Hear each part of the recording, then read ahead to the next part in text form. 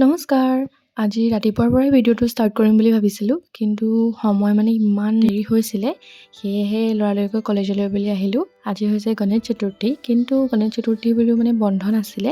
কলেজলৈ আহিলোঁ, ক্লাছকেইটা কৰিলোঁ, এয়া চাহ খাবলৈ বুলি ওলাই আহিলোঁ। কিন্তু 3টাৰ পৰা 4টালৈ আৰু এটা যিহেতু ক্লাছ আছিলে, সেয়েহে চাহ খাই আকৌ কলেজলৈ গ'লোঁ। কেণ্টিনতো খাব পাৰি কলেজৰ, কিন্তু ওলাই আহিলে যিহেতু সময়টো অলপ সোনকালে যায়, সেইটো কাৰণে ওলাই আহিলোঁ এনেকৈ। ইফালে কলেজ গৈ ক্লাছকেইটা কৰি লৰালৰিকৈ ঘৰলৈ বুলি আহিলোঁ।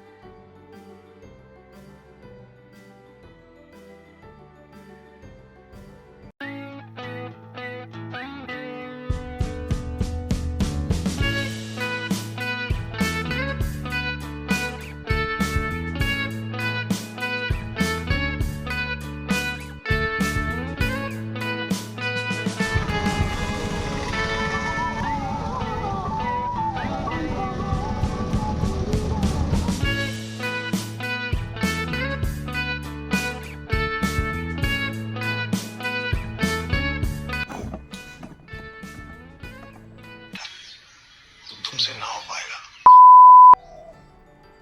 এতিয়া কলেজৰ পৰা আহি পালোহি আৰু আজি যিহেতু গণেশ চতুৰ্থী, প্ৰথমতে সকলোকে গণেশ চতুৰ্থীৰ শুভেচ্ছা জনাইছোঁ। আৰু গণেশ চতুৰ্থীৰ বাবে আজি মই মোদক বনাবলৈ লৈছোঁ। বহুত বেছি ভাগৰ লাগিছে, আনদিনাখন হোৱা হ'লে চাগে এতিয়া হ'লোহেঁতেন, কিন্তু আজি মই মোদক বনাম। মোদক তেতিয়াহ'লে ভিডিঅ'টো আৰম্ভ কৰোঁ।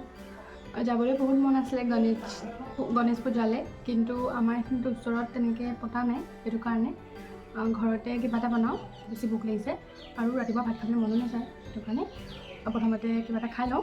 মোৰ পূৰা গা পা ধুই ৰেডি, কিন্তু খাই ল'ব লাগিছিলে আগতে, কিন্তু এতিয়া আৰু ভোক লাগিছে, এতিয়াই খাই লওঁ।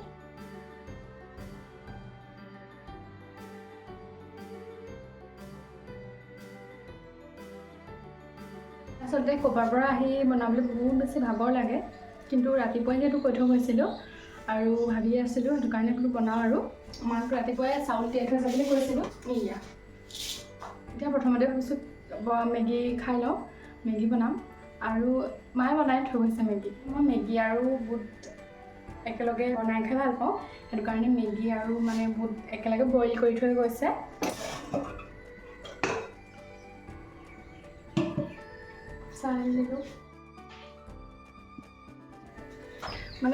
হোটেলত যিখিনি দেখাইছিলোঁ আপোনালোকক যে চাহ খাবলৈ গৈছিলোঁ, চাহ খাবলৈ মই একদম সন্তুষ্ট নহয়। কানিয়া মানুহৰ সেইটোৱে দিগদাৰ যে সৰহকৈ চাহ লাগে, সেইটো কাৰণে চাহ অলপমানো খাওঁ। একদম পূৰা চাহৰ ক্ৰেভিং হৈছে বুলি ক'ব লাগিব এতিয়া। তিতা চাহটো ভাল নালাগে খাই, মোৰ ৰঙা চাহটো খাই ভাল লাগে। চাহৰ ৰচনা লিখি দিলে চাহ একাপ বনাওঁ ধুনীয়াকৈ, এক বাতি মাৰি দিওঁ তেখেতক।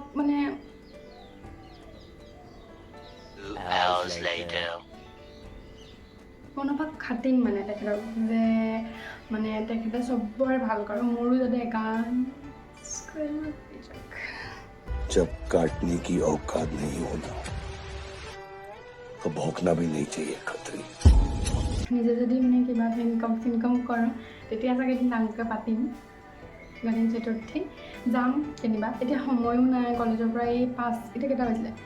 5, 5:30। ভাবকচোন, এতিয়া চাগে গণেশ চতুৰ্থী শেষো হ'ল, কিন্তু হ'লেও মনৰ পৰা বাপ্পা ঘাটিলেতো সদায় থাকে, হয় নাই? সেইটো কাৰণে মোৰ মেগী হৈ গ'ল, চিম্পল বইল মেগী। আৰু এইফালে মোৰ ৰঙা চাহ 1 মগ বনাই লৈছোঁ।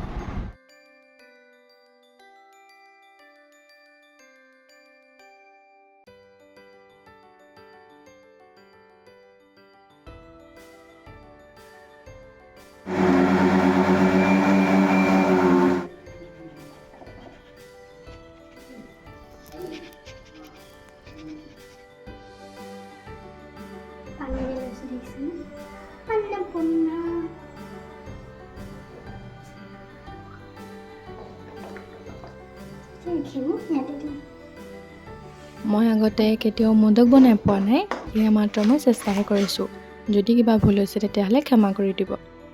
আৰু প্ৰথমতে যিখিনি পিঠাগুড়ি আছিলে সেইখিনি ঘিউ আৰু পানী এনেধৰণে সানি ল'লোঁ। সনাৰ পাছতে সেই পিঠাগুড়িখিনি আটাৰ দৰে ঘিউৰ লগত আকৌ সানিব লাগে, কিন্তু মোৰ নাৰিকল গুচাওঁতে হাতখন যিহেতু কাটিলে, সেইটো কাৰণেই অলপমান সনাটো কম হ'ল। আপোনালোকে যদি কেতিয়াবা বনায় তেতিয়াহ'লে ভালদৰে সেইখিনি সানি ল'ব। আনফালে আকৌ ঘিউতে মই নাৰিকল, গুড় আৰু ইলাচি দি গোটেইখিনি ভাজি লৈছোঁ ভালদৰে।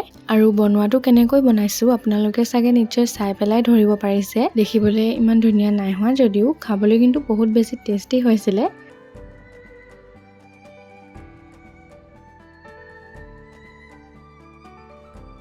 ৰেডি। এইটো বল বনাই দিলোঁ, নবনে ফাটি গৈছে, বাট কিউট লাগিছে দেই। আপোনালোকৰ যদি ইডলি ষ্টেণ্ড আছে তেতিয়াহ'লে আপোনালোকে ইডলি ষ্টেণ্ডডালতো বনাব পাৰে, কিন্তু মই আৰু উলিওৱাৰ এলাহতে এনেকৈ বনাই দিলোঁ।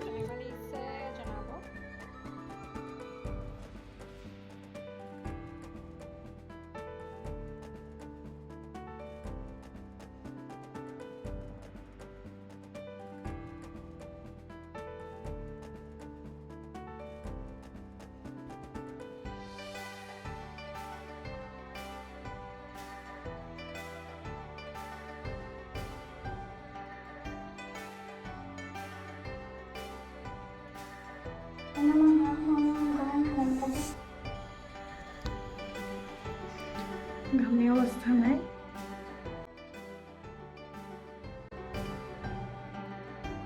কাৰণ এইখিনি ভাগ কৰি দিওঁগৈ।